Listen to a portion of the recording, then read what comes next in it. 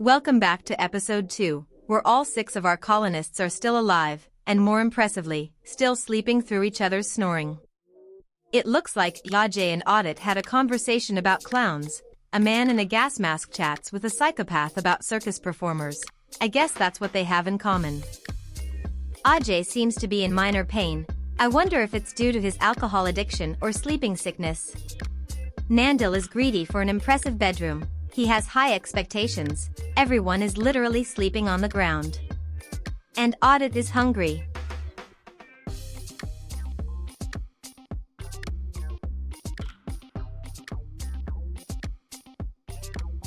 Audit is the first to wake up, because of course the hunger wakes him.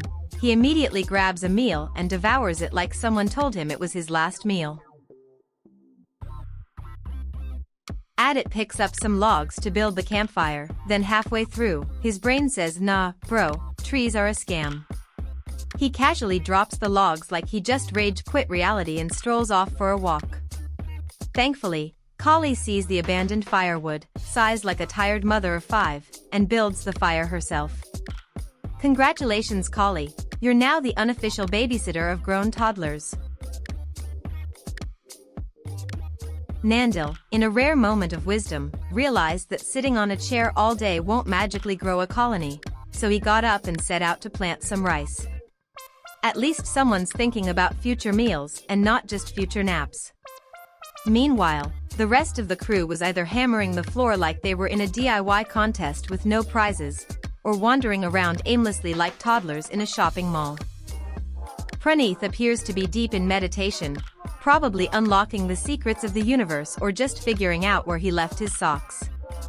Let's just hope that when he finishes, he doesn't forget he already meditated and accidentally enters a spiritual time loop. Meanwhile, Audit is busy butchering the rat Numrata shot to death yesterday. Nothing says teamwork like one person doing silent yoga and another playing chef with yesterday's rodent. Nandil's out there planting potatoes like a man on a mission, clearly dreaming of a future filled with French fries. And wait, where is Kali going with that chunk of rat meat? Oh no. She's cooking it. She's actually cooking the rat meat. Well folks, dinner is officially yesterday's rodent with some of Numrata's bullets inside. The colony has bravely begun construction on their second room, despite the small hiccup of absolutely no one knowing how to actually build anything. Really wished someone was a civil engineer now. Meanwhile, Nandil's out in the fields, focused on his potato farm like he's prepping for the great French fry apocalypse. A tortoise has randomly decided to self-tame and join the colony, because clearly, it took one look at this circus of chaos and thought, yeah, this feels right. But let's be real, with culinary enthusiasts like Audit and Kali around, this poor shelled soul is probably going to end up sizzling on a campfire by next week. So in the spirit of honesty and dark humor, let's give it a name that truly honors its destiny, breakfast. Welcome to the team, buddy. Try not to look too delicious. Construction is crawling along at the speed of a snail on vacation. Turns out without Nandil chopping wood, the colony's building material supply is about as full as their social skills. The good news? Nandil's finally done sowing the fields, so when harvest time comes, everyone's going to be feasting like royalty, assuming royalty eats boiled potatoes and regrets. As for now, only Praneeth is working, possibly because he forgot how to stop. Meanwhile, Numrata appears to have straight up fallen asleep on the construction site. Either that or she's trying to become one with the floorboards. Ajay and Audit are sleeping in the jungle, either they're completely exhausted or just couldn't bear the thought of sharing bedtime with the snore orchestra back at camp. Nandil, of course, is passed out right next to his potato farm. The man doesn't just grow potatoes, he lives them. If he could marry a spud, he probably would. Meanwhile, Praneeth, the colony's resident workaholic, finally face-planted mid-construction. Maybe he finally remembered that sleep is a thing humans do. It's day 3, and somehow all 6 of our colonists have survived 2 full days on this mystery planet. Audit is the first one to wake up, and as usual, he wastes zero time. He casually steps over Numrata's sleeping body like she's just floor decor, heads straight to the food stash, and grabs a meal with the confidence of a man who thinks manners are a government conspiracy. What's going on inside that gas-masked weirdo's head? Only God knows. And honestly, even he might be a little confused. Namrata is the second to wake up, probably because Adit literally walked over her like she was a speed bump on his way to breakfast. Or maybe it was the fact that she spent the night snoozing on a pile of construction materials. Ajay looks like he's one emotional twitch away from a full-blown meltdown. And no, it's not because he slept on the cold, unforgiving ground or has a case of sleeping sickness. He's going through alcohol withdrawal. For Ajay, beer isn't just a drink, it's a lifestyle. Freedom to slaves? Nah, beer to Ajay is oxygen to a fish with a drinking problem. A group from the Hiora Compact is visiting us, and they've brought goodies to trade.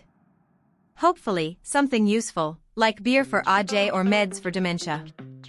Meanwhile, Kali has just finished constructing a medical bed, specially reserved for our resident alcoholic, finally, a place where he can lie down and contemplate life, withdrawal, and why the universe hates sobriety. Adit tended to Ajay's sleeping sickness. Who knew that behind that gas mask and weird energy was a part-time nurse? Even a gas-masked weirdo can patch up a psychopath. It's like a buddy comedy written by a sleep-deprived alien. Meanwhile, Praneeth approached the visitors to trade, only to realize he has absolutely nothing to sell. What followed wasn't a trade negotiation, it was an extended session of awkward small talk where Praneeth kept forgetting why he was even there. Namrata is off to hunt a chinchilla, because hunting small animals is the way to go. She lines up her shot and first one lands, second shot? Complete whiff, but the third? Lights out. 2 out of 3 shots hit the target, statistically speaking, that's a major upgrade from her usual spray and pray technique. At this rate, give her a week and she'll be sniping squirrels from orbit. Nandil, Kali, and Adit are busy mining steel, because nothing bonds people like smacking rocks together. And would you look at that, elephants, oh, and there are monkeys too. Let's just hope this doesn't turn into Planet of the Apes, because if those animals decide to attack, then our little group is going to have a hard time. Everyone except the alcoholic is out mining steel like responsible, productive members of society. Meanwhile, Ajay is laid up in bed, probably dreaming of beer. And oh, what's this? Kali has decided it's time to butcher the chinchilla. Guess we all know what's for dinner tonight. Adit decided to feed his friend some cooked rat meat, then he proceeded to cook the chinchilla meat. Looks like Adit is the first to fall asleep, followed by Nandil. Guess everyone working decided to sleep out, except Kali, who made a bed for herself. On to day 4 and all 6 of our colonists are still alive. A beautiful aurora is lighting up the sky.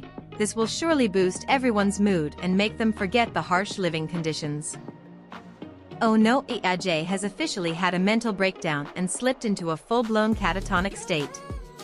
He's now just lying there, staring into the void, possibly dreaming of cold beer and poor life choices. The final straw? Alcohol withdrawal. Who would have thought a missing bottle could break a man more than space travel?